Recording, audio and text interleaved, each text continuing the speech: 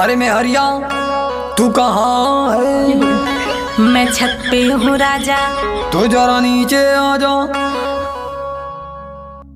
क्या बात है राजा? करे तू इंस्टाग्राम चलावेली का? हाँ हो मोरे राजा, बड़ा आवेला मजा। कमीनी, तू ये सब छोड़ दे। ऐसे कैसे मैं इंस्टाग्राम छोड़ दूं राजा? अभी टाइम है जाने मन, तू होश में आ जा। इसमें क्या है बुराई, आप ही बताओ ना। देखो पूरे गांव में मेरी नाक तुम कटावो ना। अरे राजा जी, इसमें पैसा बहुत मिलता है। तेरी वीडियो से कितनों का नियत बिगड़ता है।